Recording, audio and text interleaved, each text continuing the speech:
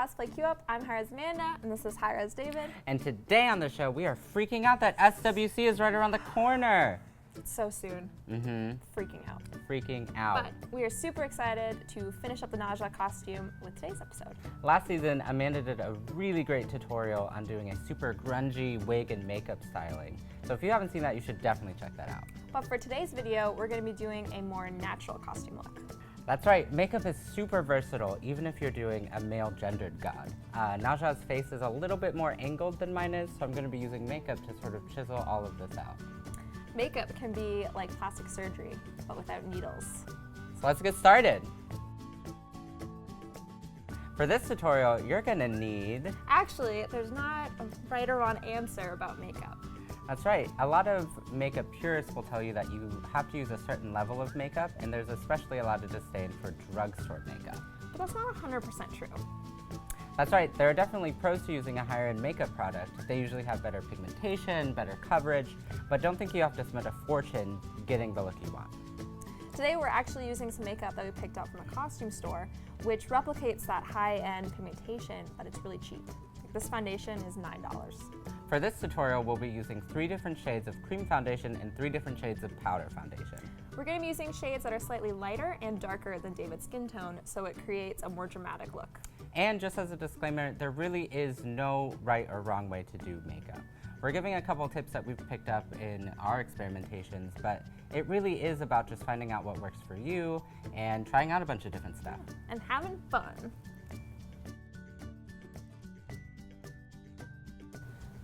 So first I'm going to take the foundation in my skin tone and apply it all over my face. I think you go 2 shades lighter than your skin tone is typically a good rule of thumb. So after applying all of the foundation, I move into contouring. So your basic rule of contouring is that any place that you want to diminish or any place that you want it to look like there's shadow falling is where you apply your contour. So I'm going to apply it just below my jaw to bring out my jawline itself, and then especially on the cheeks to sort of bring out my cheekbones to give myself more of that angled look. After contouring, we move into highlighting, which is the same as contouring, but the opposite. You're going to put your highlights, mostly I like to do them on the apple of the cheek, again to make the silhouette of a cheekbone. I like to put it on my jaw to bring the jawline out. So in my first round of blending for this, it blended out a little bit too quickly.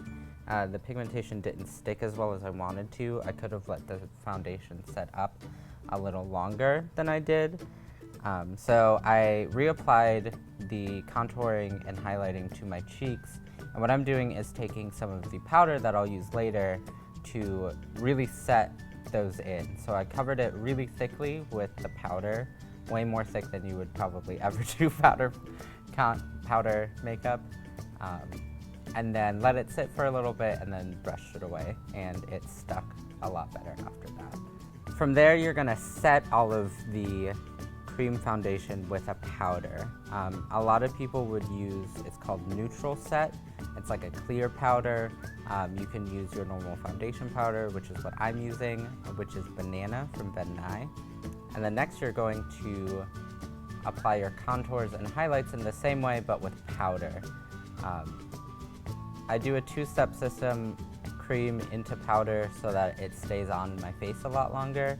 If you were wanting a more subtle look, you could only do powders, you could only do creams, and it'll sort of take it tonally down just a little bit. So I apply my contour powder. This contour powder is a lot darker than a contour powder I would normally use, but I just want you guys to be able to see really where I'm applying it. And then you do the same with highlighting, again on the apples of the cheeks, especially the center of the forehead, to really raise those pieces up and give my face more of an angled, chiseled look. And then you're gonna top it all off with your normal foundation just to set it all, and you're done and beautiful. And there you have it. I'm looking beautiful. Well, now that David is 3% prettier, let's go to the best part of the show. Cosplay cuties. First up is Vanna cosplay as Nemesis. Next is Izzy Hill as Red Star Athena. And last, we don't have necessarily a cosplay cutie, but we're now featuring cosplay kits on the SMITE website. So you can check out reference photos of a handful of the gods, and we're going to be adding more over the next coming months. Thank you so much for sending in your pictures of your cosplays, and we can't wait to see you guys at the SMITE World Championships in a few weeks. This is actually our last episode until then, so we'll see you guys there. Bye!